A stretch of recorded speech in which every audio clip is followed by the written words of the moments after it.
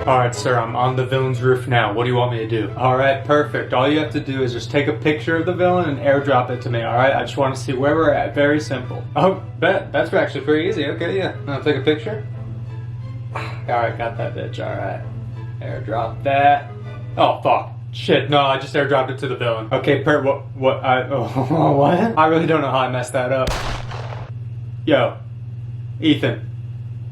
Big E. Alright, so back in June, I reviewed and ranked all of the X-Men movies, and as recent of February 18th, I started reviewing and ranking all of the Scream movies. I do not know if I'm going to be able to finish that Scream ranking series because the 7th one is coming up so fast, but I'm going to still rank all of them, just not review 4 through 6. Nonetheless, I feel like it's time to start another series, although it might be random. Today, I'm going to start reviewing and ranking all of the Mission Impossible movies, starting with the original 1996's Mission Impossible. This is also another franchise that turns 30 this year, so hey, there's my excuse to do these videos. So over the next course of the month, I'm just going to be reviewing and ranking all these movies, so like, subscribe, comment if you want to see all those. This is pretty much my first time watching all these movies except some of the later ones, but nonetheless, I'm Charlie, welcome back to Cine Channel, let's begin. I'm just going to give you my thoughts, the good, bad, and overall. So starting with the good, this original Mission Impossible is great with suspense. From the opening scene to the last, we're in this mission basically, being sneaky. Basically the premise is that Ethan Hunt and his team are on a mission when all his crew die. He becomes the sole subject and he has to prove his innocence, that he didn't kill everybody. And then there's a very cool twist at the end where the leader of the group was the actual killer, Ethan's headmaster, basically. So with the plot out of the way, like I said, the suspense is all there. The opening scene where everybody dies is crazy, and you can feel the emotions in our main character Ethan. Another good thing, like I was just saying, no filler from start to end. This movie is about the mission, and yeah, it would make sense that if you're trying to prove your innocence, you're not going to take time to do anything else than get that mission done, even if that mission seems impossible. The score is really solid in this movie. It sounds all techno and spy-like as it should, and it really complements the action sequences in this movie and all of the hacking montages and sneaking around like I was saying. And obviously that Mission Impossible main theme is like one of the most classic movie soundtracks of all time, so obviously the score is going to be banging. Another thing, the visuals are really good in this movie. All the computer stuff, all the high-tech gadgets are believable for the world it sets up and organization that Ethan works for. And towards the end, the final battle being 30 years old looks really good actually, with all the explosions. Death scenes at the beginning look good. The train one will make you jolt. Another good thing, Tom Cruise is just charming as Ethan Hunt. This character is very likable. Very good pick for the role, and he's kind of like the only character in the movie, or like the really sole focus. So Tom Cruise is obviously great. Still looks the same. Another good thing, like I was saying earlier, the twist in this movie is actually great. I wasn't expecting it, but no, this really works. And yes, it might seem cliche now as like the boss being the one who is all behind it, but for 30 years ago, hey, it could be one of the originals to do it right. You could only imagine what the character of Ethan is going through in that moment when he finds out. So moving on to the last really positive thing I have to say about this movie, all the great action in this, alright? Like I said, the ending scene, the famous scene with Ethan dangling, and the CDs, great stuff, and it works. Paired along with all the visuals, Mission Impossible is known for that awesome action. But now moving on to the bad, or just some of the negatives I had with this film, the side characters are a bit forgettable as they all really get killed off in the beginning, like I was saying. Bit of a shocker of an opening scene, but other than that, we just have a couple people helping our main character Ethan along the way, and then the villain. So that's why I was saying earlier, it's more of a soul story of Ethan. So side characters are a bit lacking in this first Mission Impossible movie.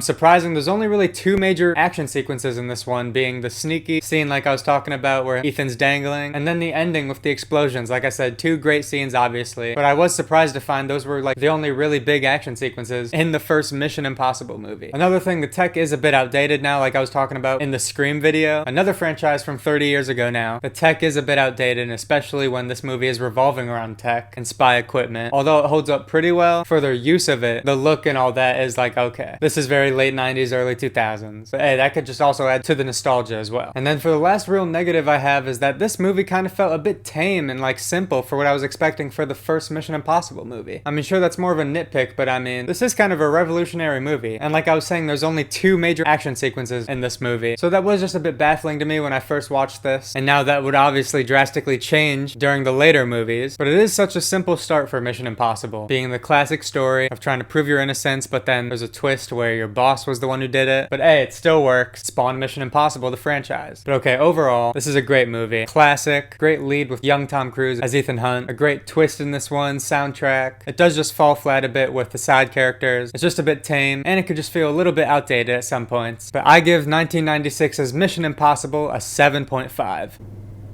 Oh my god, I hear one of the Mission Impossible planes right now. So even with mentioning all those negatives, this movie is still great, like I said, and I do think this is a great choice of a franchise to review and rank at the beginning of 2026, where we're getting a lot of major IPs this year, having films come out. That is all I pretty much have to say about the first Mission Impossible. Let me know what you think about this movie. Do you agree with me? Do you disagree? Like I said, subscribe and stick around the channel if you want to see the rest of these reviews. I'm going to be posting every day basically for the rest of February. I have a lot of new movies I just saw that I have to review. But once again, let me know what you think. Thank you for watching all the way if you did. Check out the TikTok and Instagram at Cine Channel. I'm Charlie. Have a Cine day.